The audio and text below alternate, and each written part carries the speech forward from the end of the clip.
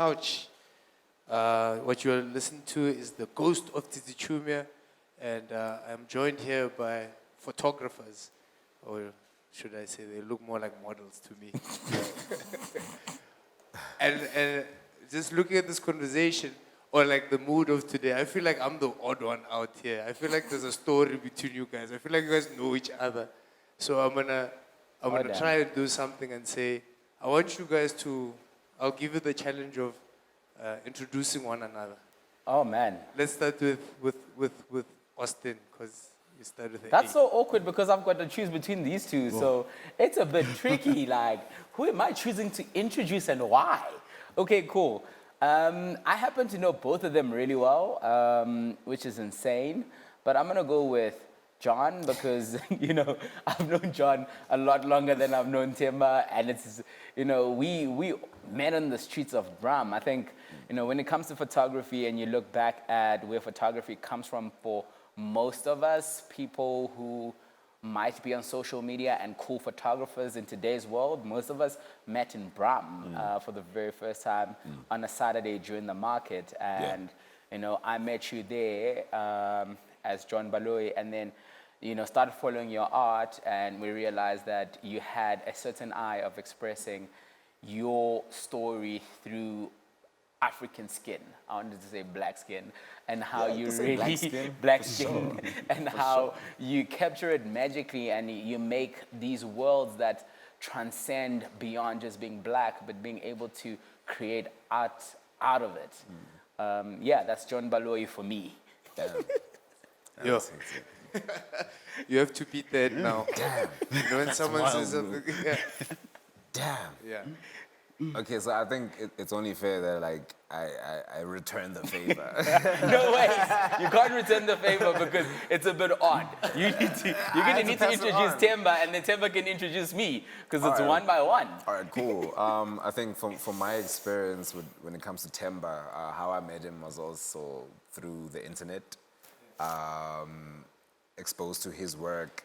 So I'm the type of guy that, you know, when I make work and I treat my work after like creating the stuff, after shooting, and now I'm doing the post-production, and I'm like, okay, so what do we do with these images? Like, do we have them like normal and palatable? Because like anybody, like, you know, people like pretty images or whatever. Or do we like take it to the other side? Like, and I'm more likely to take it to the other side. So he's one of those guys too. So I think that's how I met Themba Mo.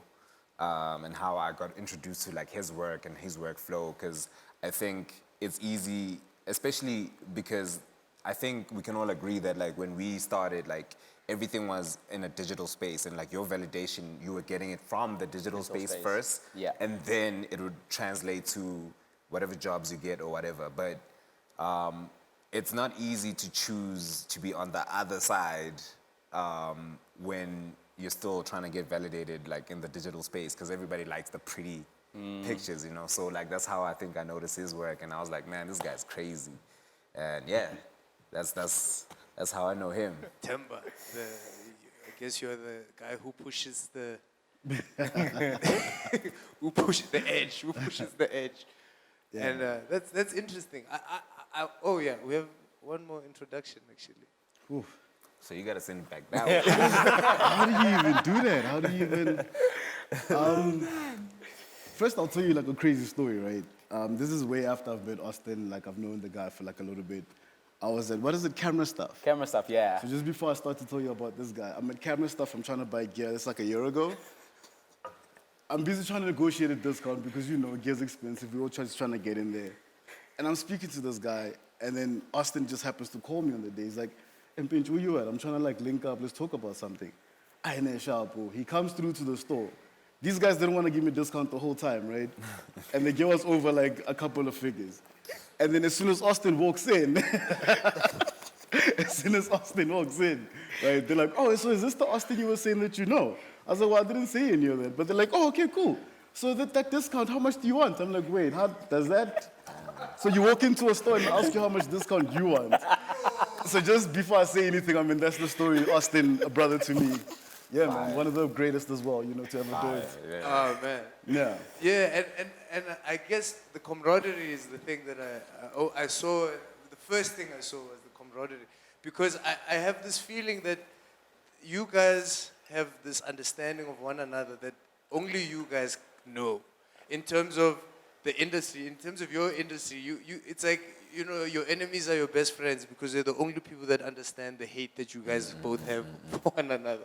So how difficult is it to explain that world for you, for a layman like myself, trying to understand this world of, I guess, the way you guys paint and see the world?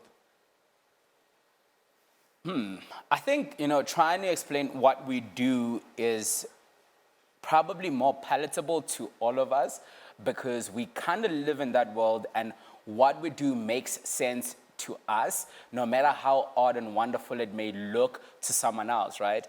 Because art is only art when other people can connect to it. And I believe all of us here create a certain art that's very different from each other, but we still connect with each other's work and resonate with each other's work no matter how different it is.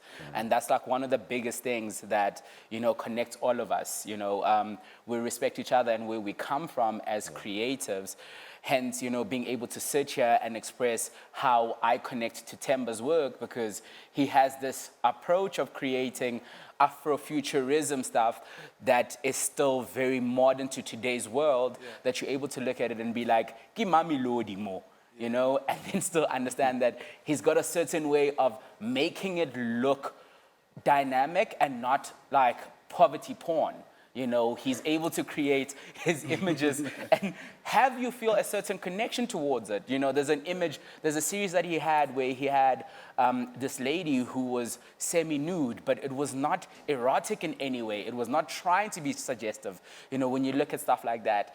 And I guess trying to explain that to someone else who does not live in the space is very hard because you're trying to articulate someone else's vision to a third party who does not even understand what art might be to you and to them. So it becomes very hard to try to translate what photography means to all of us in a higher level besides just a basic of this is what I do, right? You can't really explain it in as a way of expression in a way, right? Because other people just look at it as, okay, same time photo, ungasnepe, you pass it down, and then I have it as a memory. But that's not what we all do here. Yeah, so is that still a thing that you face? And I'll ask, like Themba, for instance, your art is obviously eccentric rather to the normal person, but do you still face that kind of perspective where, hey, cameraman? Yeah, I mean, purely because of where I dwell, you know what I mean? Like, of course, like I spend a lot of my time because that's where I put my head in the suburbs, but I don't really like have a lot of relationships that side. So how I know photography is cameraman. So I won't also, because I know a little bit better now, speak differently because I know that they mean something different, you know what I mean? Sure. It's not necessarily just because they say cameraman that they're not respecting your artistry or they're not. Or like let me not say you know what I mean? Like, that's why I get enough when that doesn't make a difference whether you say cameraman or fine art photographer or, because where I dwell, that's how we speak. So it's all the same to me. Yo, that's profound, bro. And how important is Brahm for you guys at the time that you are finding one another for? You understand? How important is it finding people like yourselves at a time where you probably needed somebody who thought like you at the time? I think Brahm, especially during, I think, probably 2012, 2013, 2014, I think that's probably like the renaissance of just black creativity being so loud. I think it was very hard to be not inspired during that time because everybody was making work and I feel like it wasn't necessarily for profit or for brand visibility or like, for a bag or whatever. I think it was just pure inspiration and it was hard not to want to find out like, okay, these guys are from Soweto, they dress like this. Oh, these guys are they're from Pretoria, they're about this. Like, and it was so loud and it was black expression by black artists. So like, you had to just, you know, wonder what was going on. And like Brum was the hub. Like you would see everybody, that's everybody right now, like was probably in Brum, you know. And I think also there was another portal. I think Instagram is very, like, I'd say for me, like that's where I started my career personally. I saw these guys on Instagram because a mutual friend told me about it. Was like, man, you look like, you know, somebody that should be on Instagram. You know, and I'm like, what's going on over there? And I downloaded the app. And I'm like, yo, you know, these guys are taking photos. This is in Soweto. Why do they look so cool? Like, what is going on? Damn. And what's the perspective? What's the perspective back then of somebody who's on Instagram? So for me personally, it was from a place of, man, I'm interested in these kind of things. I might not have the language for it, you know, because for me, my background, like I didn't really study art or anything like that. So I didn't have the language for the things that I enjoyed looking at or like wanting like to be a part of. So, but these guys did it, you know, they were doing it and it looked accessible, you know, because it didn't look like they needed to be, I don't know, like it didn't need to look professional or anything. It just looked like it was accessible during that time. So for me, it was a basic, okay, let's pick up a camera, let's try it out too and see where it goes. I think what also happened with Bram and Instagram is it allowed for two different communities, right? Yeah. Because number one, you had a community back at home that was local that you could, you know, interact with and stretch out. You know, I know when you're speaking about the people that you met, I remember there was Maitere, who was this fashionista that, street cred situation that these are guys that we met through Bram and, you know, they resonated really well with us because they were fashionistas and they really put their heart out into what fashion was for them.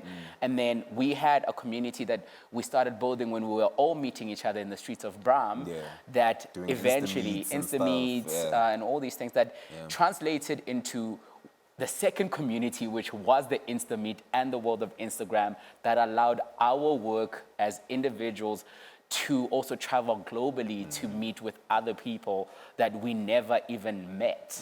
I think that's one of the two big things that kind of contributed to all our careers, I think. I don't know about Themba because Themba comes from a more commercial world where, you know, when we all got introduced into the world of commercial photography, I was trying to find like photographers who were like leaders and were the same color as the rest of us and represented what it means to be black in a commercial space because I was struggling to get into that. And I also wondered, how do black people get into a commercial space that looks white dominated? And then, you know, you start seeing guys like Themba who are represented by agencies, and then you realize, okay, cool, there's opportunity for us as young black photographers to start, you know, transitioning from just being street photographers and getting paid more money to work with bigger brands on more commercial viable work. And I think that's what also separates all of us and our experiences, because I don't think Themba went through the same culture John and I went through. You know, and that's very different because I also don't really know your entire story about how you got into the space. We always just talk about the industry and how you are in this space that we were trying to get into. But how did you, Themba, get into that space? Because I don't remember seeing you in Bram. So for me, it's a very different story, man. Like I said before, you know, like where I come from, even the thought of like being on TV is a thing that we like attribute to like another city. Yeah. You know what I mean? Like we were never about like honana TV you know what I mean? And then because I got the opportunity to go study like graphic design, obviously that led me into like photography and stuff like that. I got exposed to that kind of stuff. So when I speak, I feel like more than anything, because I didn't get to like get to like Bram and have that like culture movement and like the culture shift. I do appreciate that as well because I feel like it gives me like a different perspective on like how to approach imagery and like how to approach like certain things that I see as well. Yeah. So yeah, man, like with us, it's a little bit difficult because like when you think a guy from Mamelodi, no money to like, you know what I mean, do anything. Now you gotta catch a taxi or a train to Bram, Insta meet you know what I mean? Like, bro, like, you know what I mean? It's like a lot of things that like come in between that. That's why like the art industry in Pretoria is like almost like non-existent, purely because of that. Not that because there's no talent, there's no, so I come from that school where it's like, you know what I mean? There's no like, maybe who will like it or whoever. And I think not having those barriers where I looked at other people like, oh, he's nice and he's nice, it allowed me to like develop my own like my own style and like my own language in a sense, you know what I mean? But you know, but like either way, like both ways for me, just to see like brothers like look like me making it, man, it's like, come on, brother, like what else can you want, you know what I mean? Yeah. No, that's beautiful. That's beautiful. And was it kind of a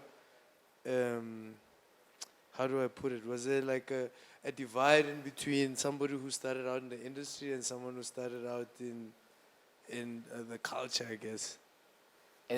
Are you asking, is there a divide? No, at the time, like, was there ever like a divide? Because I know in my world, like there's always divides between like somebody who does they stand up in corporate spaces and someone who does they stand up like in the streets. Like there's always that thing of like, oh, I'm a real comedian. You are not a real comedian and stuff like that. So I just wonder if that sort of thing exists in your world.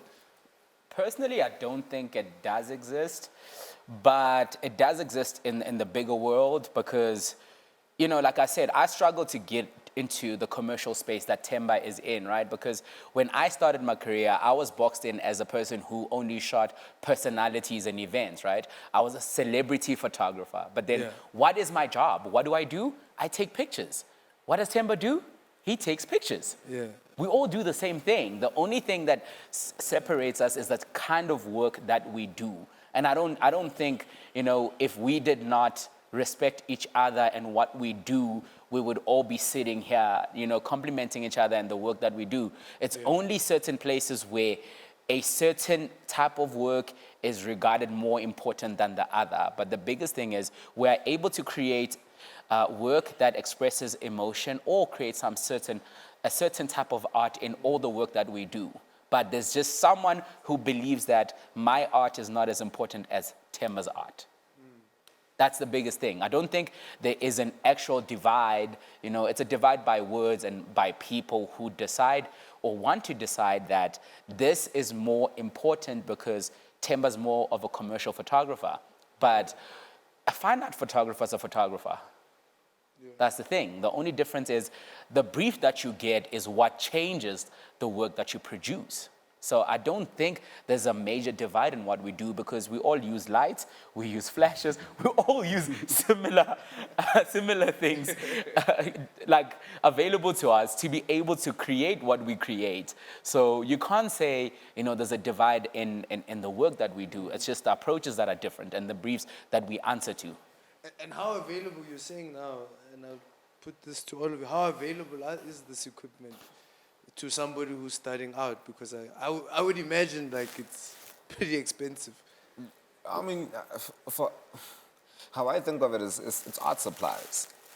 You know what I mean? It's art supplies. Like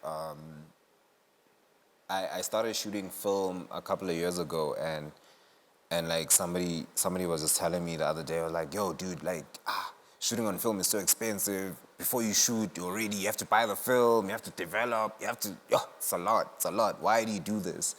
And like, I was like, yo, man, like I see it as art supplies. Like, you have to buy your paint, you have to buy your canvas to produce work. And that's exactly what it is. Like, it's your tools for work. If you want to be a mechanic, you know that if you don't have an Allen key, there's certain things you can't open. You can't open those things. You know what I mean? And you're gonna be stuck. It's either you're gonna have to borrow or you're gonna have to be creative about how you get to the end goal. You know. So, and as far as like separation as well, I think everything is a public opinion thing because I feel like because we create work that also lives on the internet, it opens up your audience. So it's a matter of public opinion. Someone can say that maybe there is a divide and maybe your work is regarded, oh, this is more artistic than this or whatever, or this is more beautiful to look at than whatever, you know, because there's always two sides of the coin, you know. Somebody might consider my work artistic, but somebody might also consider my work not very palatable. Yeah, like You know. Yeah. So I think when you create work, you create work for a certain space that you want to exist in. So if you know you want to exist within the corporate space, you have to tailor your work to exist in that space, you know. But if you also want to just freely create art, you're also more than welcome to do that, you know. But the divide just comes from you trying to fit a box in a circle. Yeah, and I feel like that kind of I will say this, and I'm sorry if like if this is all over the place, but black photographers for me personally have Yeah. changed the way I view spaces, and I don't know if you guys are aware of it. Like, when you see a photographer and you see their work, and then you go to the places where they've maybe photographed, like that place becomes so much more different, and it carries such a different meaning. Is that something that you know you go in knowing that you're about to change, or is this something that you see and then you inspire in the next person, or what is the thought process behind doing that? Because it seems so intentional. Cool for that one. So with me personally, I mean, I'll only speak on my personal work and not my commercial work, because that's very different. Commercials, you get a brief, you have to stick to it, and then every now and then you can show them like something a little bit different, something a little bit more interesting, then you can spice it up. But then when it comes to my personal work, I believe in this one thought where I don't do briefs. We don't do briefs, we don't do planning. If I really like your face or like whatever and like energy you have, I just tell you bring whatever you like and let's go out and go play. And then the story comes from there for me. I feel like, because as soon as I start to want to box in somebody with a story that I have in my mind, I almost like shut them out, and then I'm actually trying to photograph the person, and that's like the two don't correlate for me. So when I work with someone, it's always like if you like something, come through, let's play with it, and whatever comes out, that's our energy together. That's what we make. Instead of trying to force an idea that I have of someone onto them, in a sense, yeah. I think the other thing about, you know, when it comes to the work we all create in today's world, there's two factors, right? There's the Africa that we grew up watching Americans present to us as poverty porn and how bad things are. You know, it's almost like you look at Zimbabwe and you think Zimbabwe is just bad, right? Or any other country like Guinea or wherever. You look at what the media gives you, what they want to give you as a narrative, and then you start believing those narratives as this is the place, this is how it looks. How Mexico in movies is always warm and orange, right? Yeah, And that's that gold tint. Yeah. And you start believing that's how Mexico looks, but that's not how the real world looks in Mexico, right? And that's the thing about the stories that we are all starting to tell now. It's the content or the country that we live in, and it's not that we all polish the places that we come from or we try and make them look, you know, a certain way. It's just we tell the stories of a real world wherever you are. You know, Themba has a really great images from Pretoria that really accentuate the place for he's what from. it is, right? And I don't think he does it on purpose to be like, I want to change the world I come from and make it as neat and as palatable to other people as possible. But he tells his story the best way he sees it, you know? And that's one of the things that we all try do, is because we want to tell our stories of the worlds we come from and showcase those worlds. And those worlds are not always as broken down. And even if it's broken down, it's not as bad as everybody thinks it is, because it's how we see it. You know, I think that's the biggest thing, is that it's not poverty porn anymore. Yeah. It's not being done by someone who's trying to say, feed a hungry African child today. Yeah. It's an African child saying, this is my Africa, and look at how beautiful it is. No matter where I come from, whether it's Kukung, or I come from a township, or I come from this, you know, it is all aesthetically pleasing to us. And the one thing that a lot of people don't understand is the connection to nuance. And that's the biggest thing that we all as Africans and mostly black people have, because we all come from a certain point of struggle that, you know, we understand struggle, and no matter how bad it looks, there's a certain point of attraction that is there because you connect with the stories. If you're not connecting with the environment, you're connecting with the emotion. There's always a bit of connection with each picture that you see amongst people, especially black people, because environment becomes number one, because most of us as black people understand what it means to be poor, right? It's not a thing of, you know, that some people have never experienced. We've seen it. As South Africans, generally, you understand if you see a picture of a shack, you understand that this represents poverty. Yeah. And I'm very sure globally, there's a certain way that poverty is represented. In Brazil, they've got favelas. It's a very similar thing. Globally, the representation of poverty is Africa. No, not Africa, but if you look at all these places, there's a certain way that even Mexico, when you watch some of these movies and you watch the spaces that people come from, it represents poverty. And when you watch the people and those stories and how they claim those spaces proudly, there's nothing you can do. If I claim my story and I make it beautiful for myself, what more can you do to make me feel bad about the space I'm in? I almost feel like that's almost political and activism, and you are denying that. I don't know. He's been denying it this whole time, but But I think that's the most important thing about it, is literally having more POVs from the black eye, because we don't, or historically we don't. Historically, we just don't have enough POVs from the black eye. It doesn't matter if it's coming from, because I'll tell you, my journey is kind of like, it's on both ends as well, because I grew up in the hood, right? Khulele kasi ngaseval, Everton West, ilang khulele khona, you know, that, like, that's where I come from. And I had my experience of growing up as a young boy until a certain age. And then until a certain age, we moved to the suburbs. And then that was also a totally different experience. Now I'm having sleepovers at white kids' houses. They got PlayStation, they got Legos. Like, what is this? You know what I mean? Like, totally different experience. But it happened in my childhood as well. Yeah.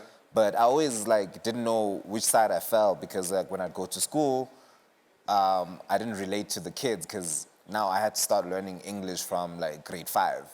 yeah. You know, I've already developed as a child, you know, so. But now also that all of that information informs my artistic expression. Yes. You know, so even though I might not come from a place where I'm gonna express myself as I'm from, you know, Middlelands, you know, from the South, or I'm from the East Rand, and, like, this is how we live in the East or whatever. Like, I'm from three sides of, like, Johannesburg. I've lived enough to get influence from all those sides, but my expression might not also say that I'm from here. Yes. Because that's also another thing as well. Like, expression is just a point of view. The importance is having voices, black voices. The more the merrier. I think for documentation purposes, like, it's more important, like, to have different perspectives. Maybe because I know what he was doing also kind of changed the game. Like, as much as he didn't want to have the narrative of being a celebrity photographer, but that didn't exist. Yeah. Like, that genre of photography didn't exist 5 years ago. Like, you weren't seeing celebrities like you're seeing them right now on Instagram. Yeah, celebrities didn't have, like, the kind of look at the picture content, banks right? that they have right now. Like, right now, you can search, like, a celebrity and Exactly. find, like, 7 good pictures that you can use for either your PR wallpaper, or whatever the case you know. may be. But, like, those things didn't exist. He changed the game.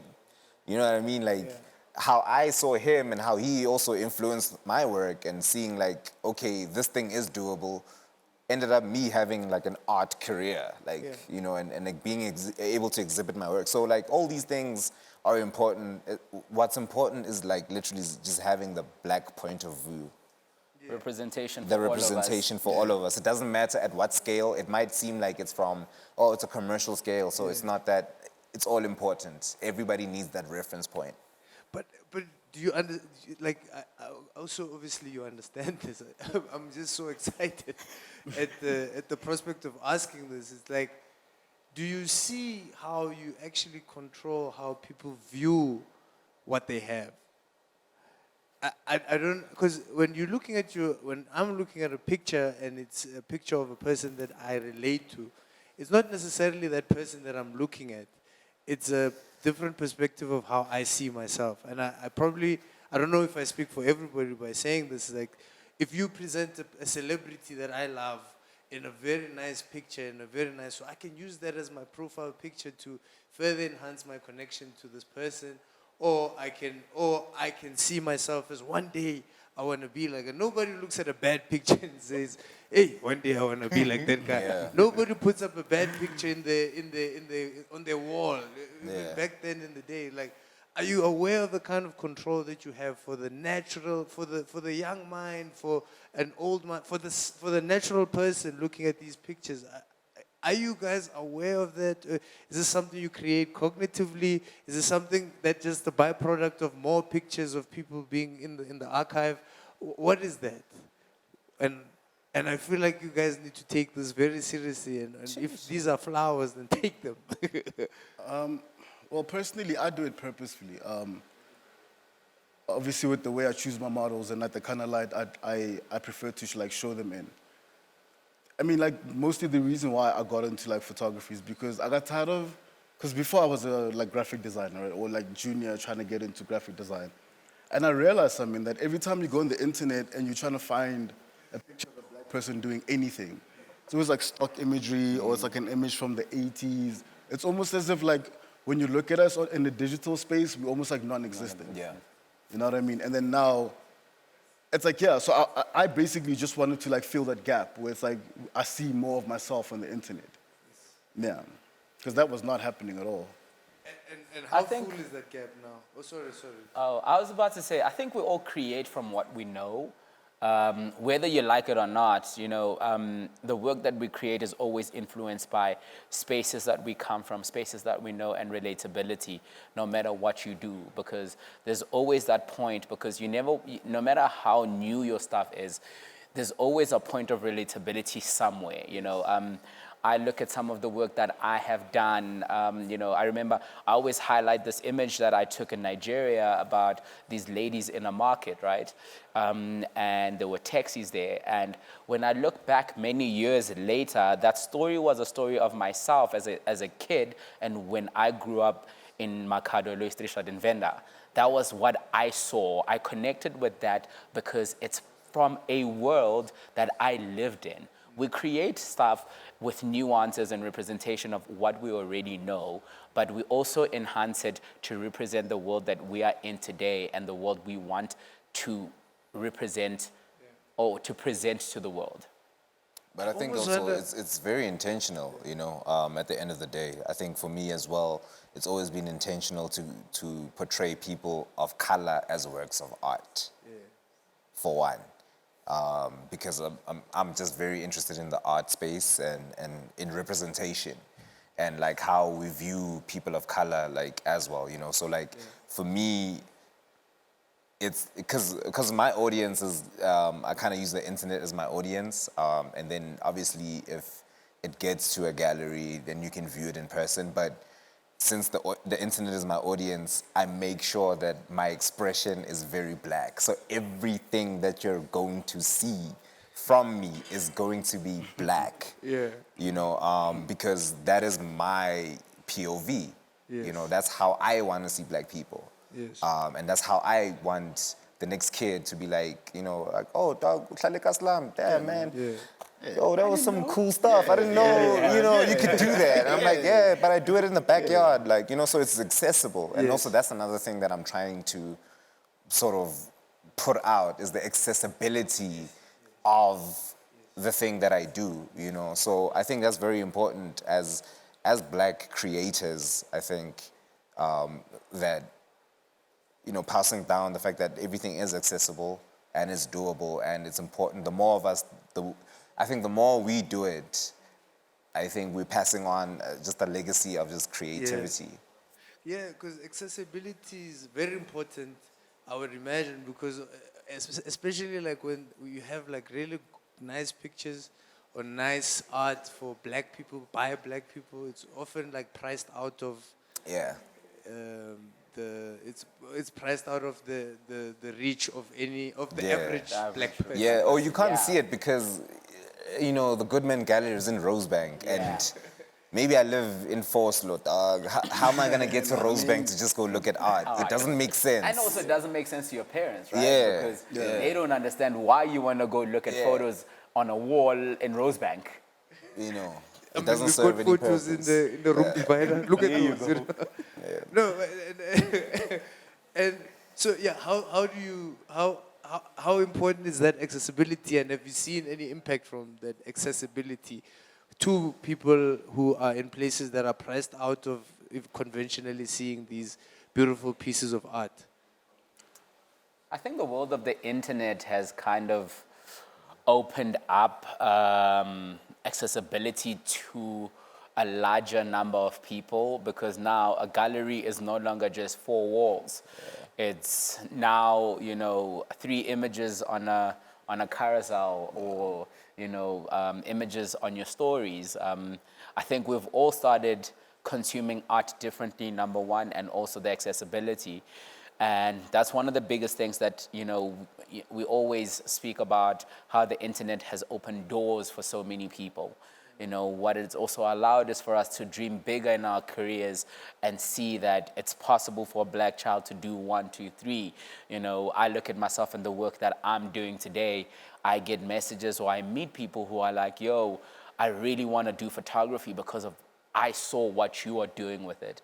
So I believe that, it's not about a person-to-person interaction, but as long as the work that you're creating is able to uplift or encourage someone to get into the same space who is black, and they feel like they can do the same thing as you and not do it, or if not do it better, then we've already done something as the creatives of today. Because I don't think most of us saw black people doing what we were doing when we were coming up. It was very hard to find a black person in the space to say, this is the person I am taking up as a person to look up to. But in today's world, you go on the internet, you're finding like the Austins, the Johns, the Thembas of the world who are, speaking about their stories and sharing their stories, and you can go have a reference point as to where we didn't have any reference points. We were finding other people of a different race, a different color to look at and be like, okay, yeah, you're doing cool. I'm gonna try to do what I'm doing and, try and make it stick to an extent.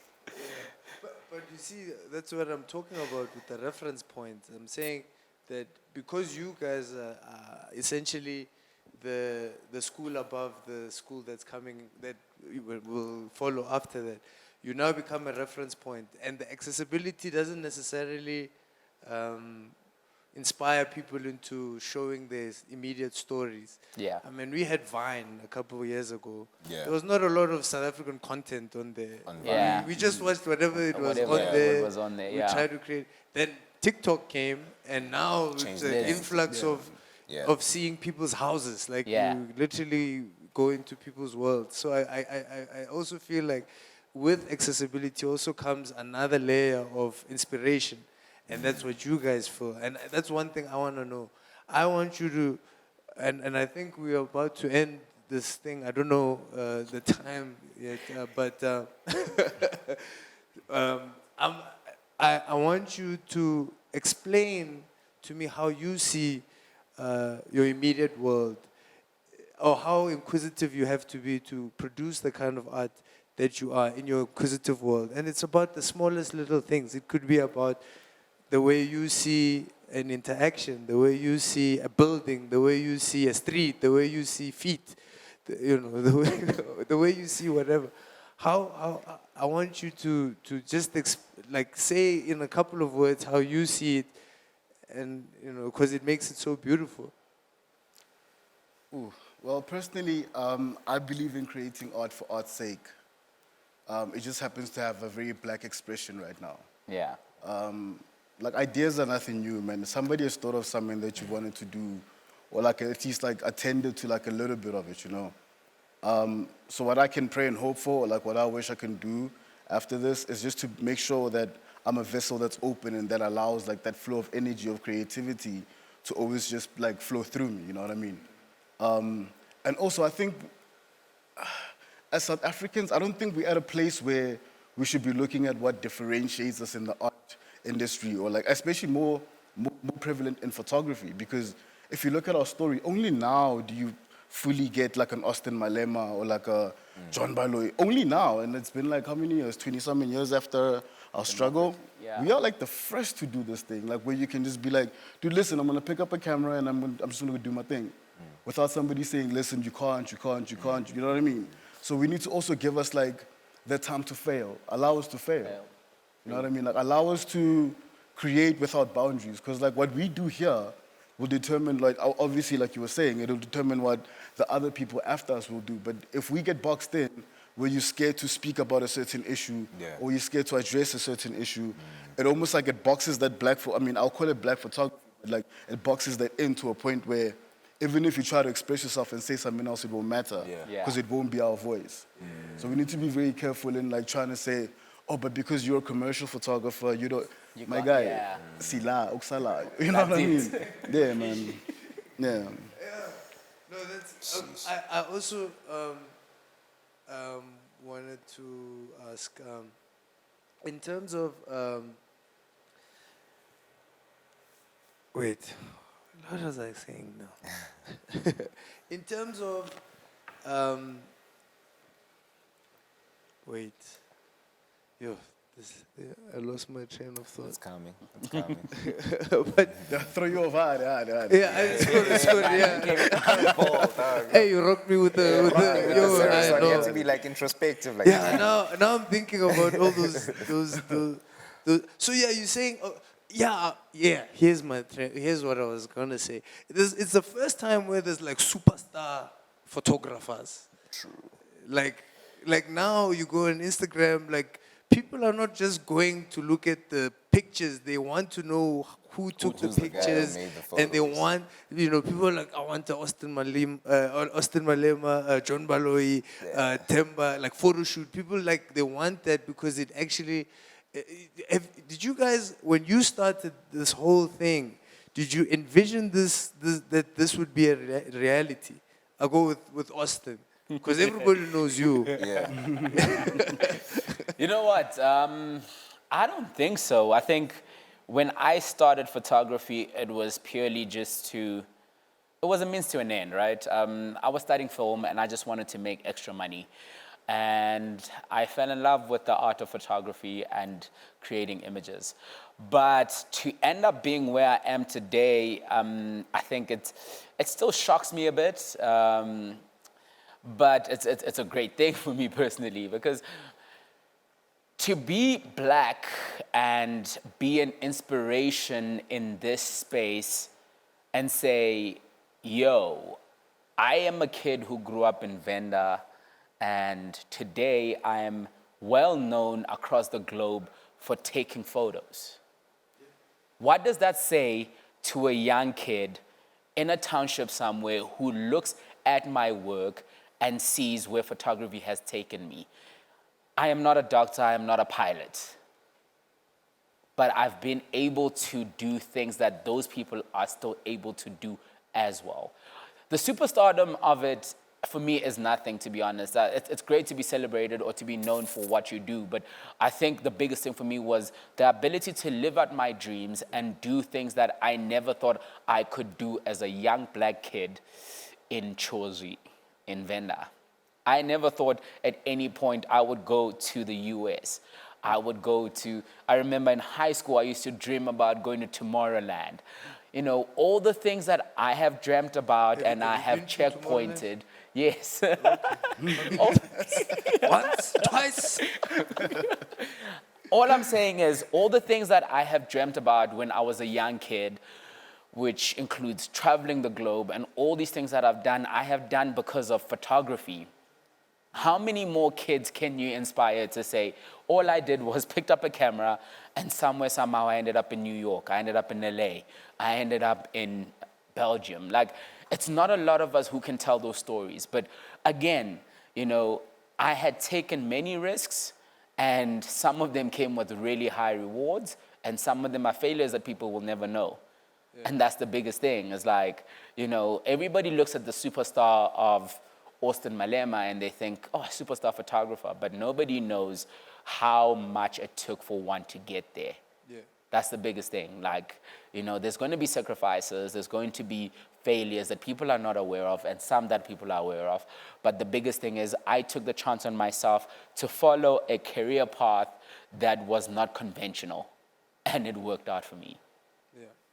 And I mean, I'm coming to you, John, and you guys have created a whole industry with a lot of sub-industries. I mean, no one can walk through Maboneng without, an unsolicited photo of you being taken and being offered to you.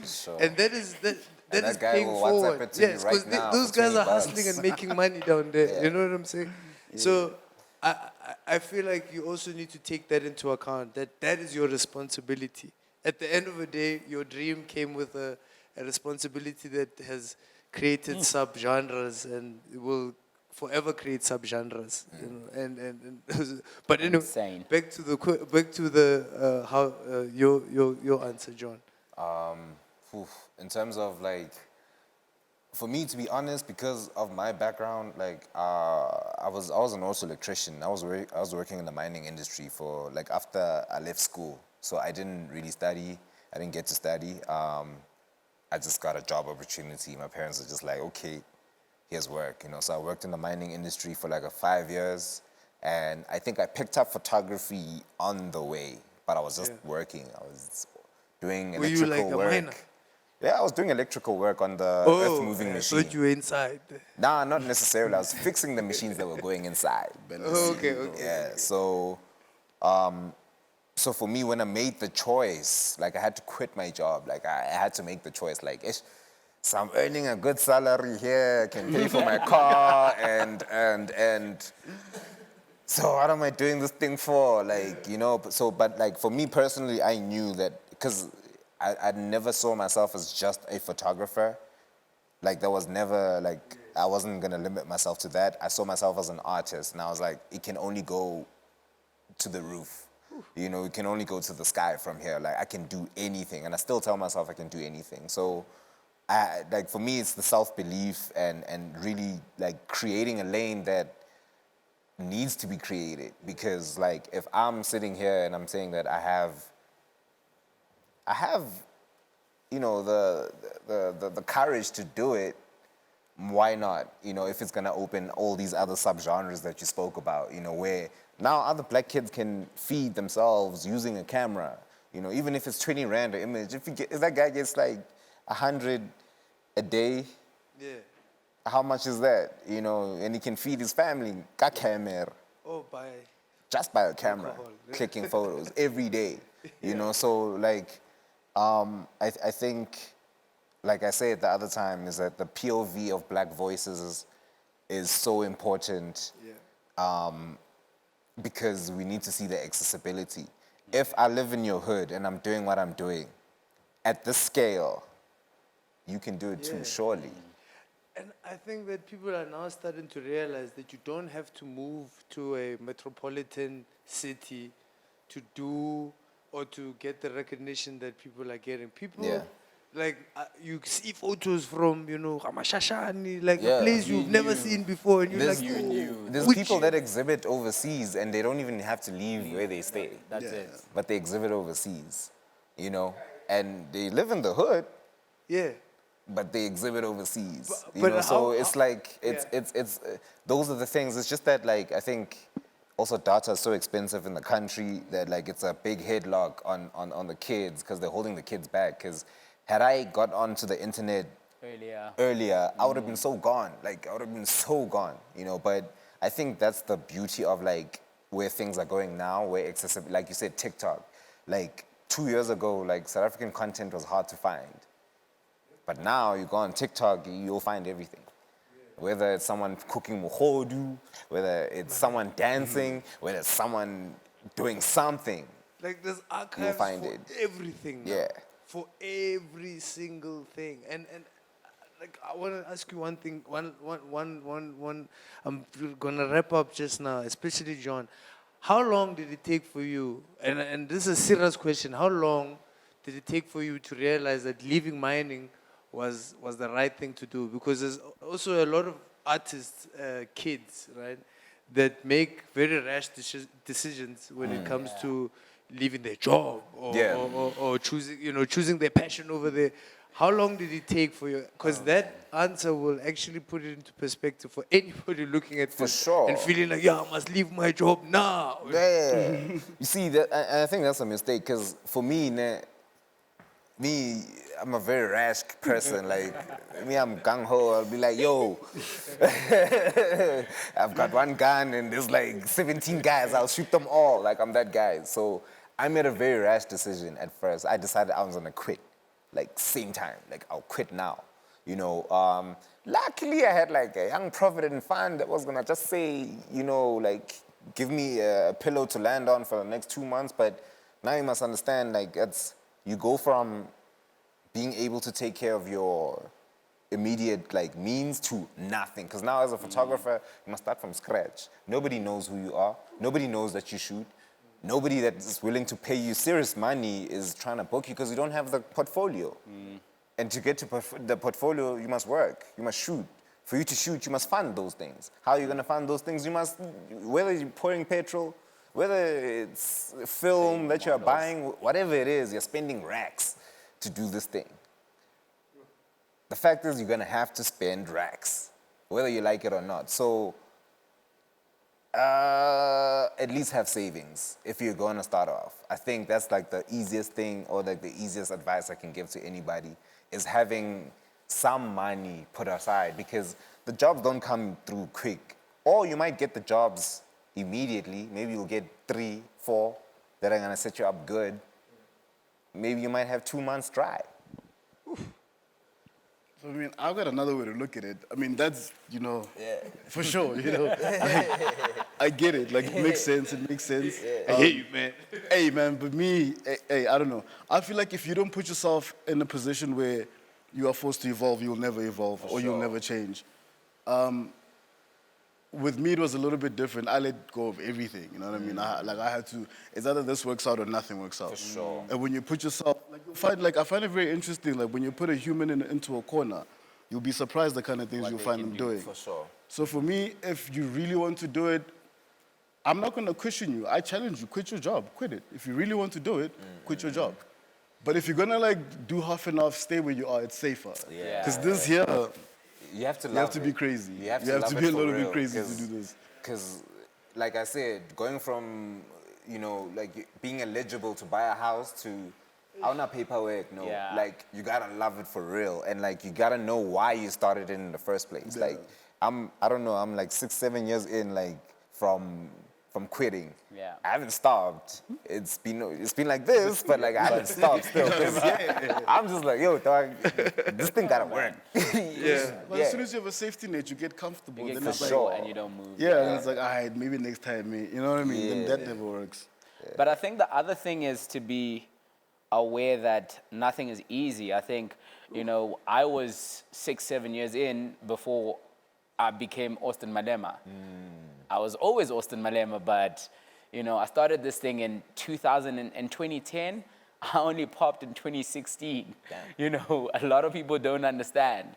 Did you start because of the World Cup? No, I was in varsity. I was studying film, and I started doing weddings in second year as an assistant photographer to someone, and I was just trying to get some money to buy a camera so I can do events. And that's really where my journey started, because in film school everything was cool, but I was trying to make my own money. And I started helping out someone who was a wedding photographer as a second shooter.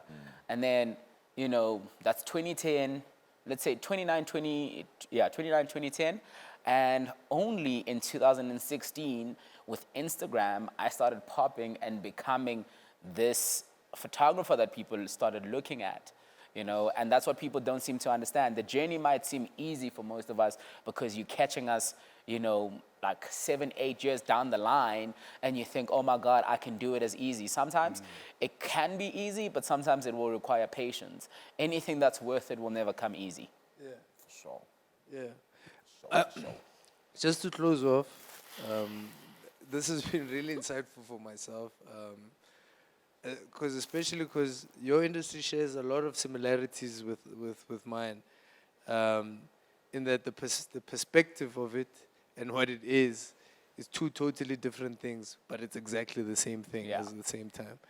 And it has a lot of ups and downs, a lot of harsh realities and I feel like a lot of people shy away from the harsh realities of what this industry is. So I want you guys to share, if one or two, whatever, a harsh reality that somebody getting into this business has to, at some point or face or be prepared to face, for them to get over to the other side and become like you guys sitting and talking to them about it. Oh, damn. I can tell you, the harshest reality that any of us here would or have ever faced is criticism. I think that's the one thing that a lot of artists or a lot of people don't understand that we deal with as photographers or artists as we are, because criticism will either build you or break you in whatever space you are in or wherever you are in your career. Because the work that we create, we put out into the world, and for people to have their own interpretation of what we have done. You may have had an idea of what this means to you when you created it. But as soon as you put it into the world, it is no longer yours. Neither does that idea belong to you, because it's how people perceive it and receive it.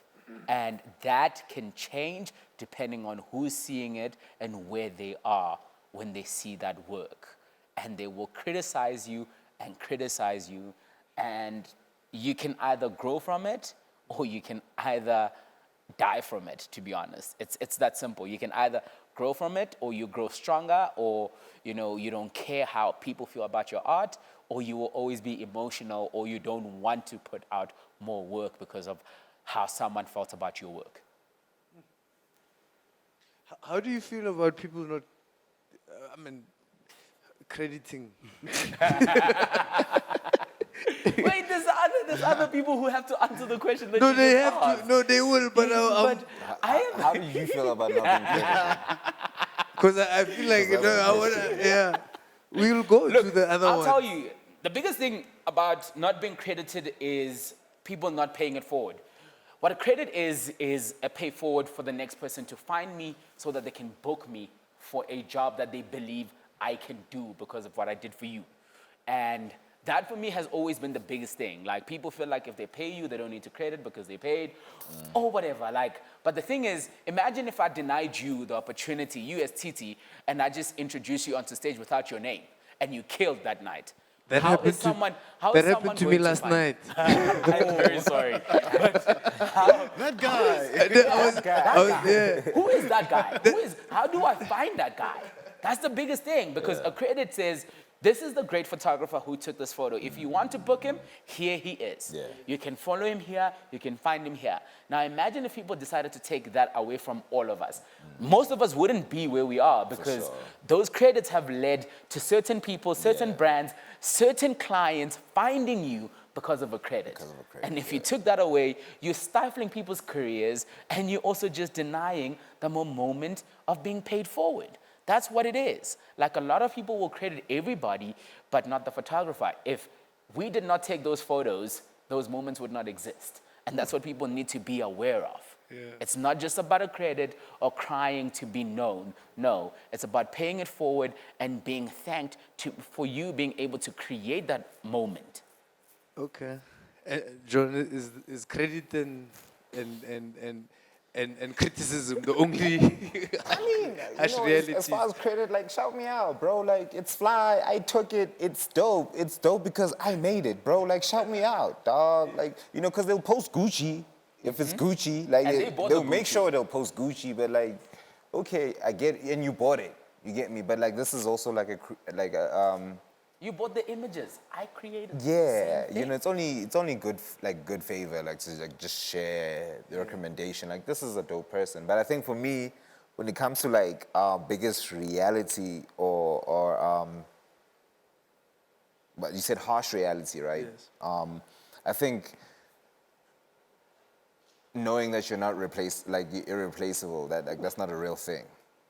You know, because as an artist, you have your own ego, and you know that you create work from a very personal space, and like you take so much time to like get to a point where you're like that good and you're that guy.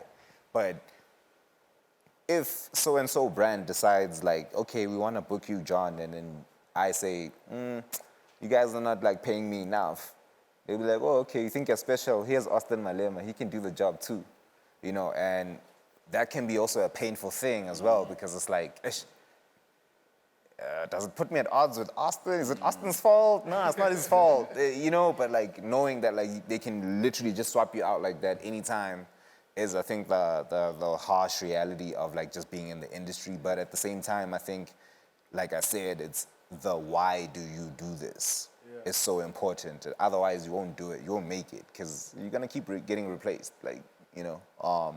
But it's the why that's so important. So I think for me, that's it. It's always like leaving positive energy and positive vibes, and although that is, I think for me, that's what my biggest, you know, challenges in my industry. But at the same time, I still feel like there's enough cake for everyone to eat. So Very true. you'll get to yours. You get Very me? true. So yeah. Yeah. Themba, any harsh realities from 012? Oh. Well, personally, for me, it's just being in the commercial space, and just like realizing that it's not just one person who makes like an image happen. Yeah. It's like a whole team. Because like obviously when you're at home, you just see the image and you think it's a camera guy and just the lights. I mean, I can only speak for like my first time in the industry, like just being able to see like a whole set and there's lights everywhere and all of this is working. Getting to the point where I started to understand how the things work, and also understanding what people say about you doesn't. Sure, if you do like a lot of stuff for social media, and that's like the kind of disconnect I had to make. That if you do stuff for social media, you'll be big and popular on social media. But if you do stuff for like the fine art industry, you'll be big in that industry. And if you do commercials, you like, you know what I mean? Yeah. So for me, more than anything, was having to like get like an awakening from that. When realizing just because people don't like your picture does not mean that it's not dope. Yeah. Or just because people like your picture does not mean that it's dope. You know what I mean? I feel like only you and your work can like speak for you. Yeah. Because it's one thing to be like, oh, Themba's so great at shooting whatever, then you book me for that thing and I mess it up. Then you have to call Austin to come and reshoot it. Yeah. You know what I mean? And also reshoots. I mean, I've never had one in my life, but that's one thing that scares that me. happens. That's one thing that scares me. Zero reshoots. Yeah. One take wonder. One take 10. Yeah, that's the one thing that scares me. Like to shoot a Themba, concept and then, or like shoot a commercial, then have like a week later to find out that no, they're shooting it again. Again with someone Yeah, I else. think that's like the biggest wake-up call you can ever get. So keep working hard, man. Yeah. You're just as good as your last job. You're just as good as your last job. Gents, I want to personally thank you guys. But before we leave, I just want you to know, and this comes from the bottom of my heart, that what you guys do is very important. And I know it's a thankless job because it's pretty much like comedy. When they see you, they see a joke, you know. They see a quick avenue to a quick laughter. Yeah, okay, make me laugh. Yeah, make me laugh now. Or hey, take a picture. But I mean, also, like, if you think about it, man, like, I know, sorry, guys. No, but, no, like, for you sure. think about it, right? Imagine you're having such a shit day, right? And you're about to do something crazy. And I walk past you. I've seen you on the internet. I'm like, you know what, fuck it, I'm going to die anyway. Let me just go. No, but, like, imagine, right? And then you make me laugh. And then, like, we laugh. But, like, And in that time, just that little moment Yeah. where I laughed because you said something like ridiculous. Yeah. It's what, you know what I mean? Yeah. Or like Austin Malema was walking around with a camera for some reason, and he happens to take a picture of you. Okay. And that day you were not feeling your best. That changes your life. Actually, that's a different perspective to how we view that whole interaction of how people view your industry.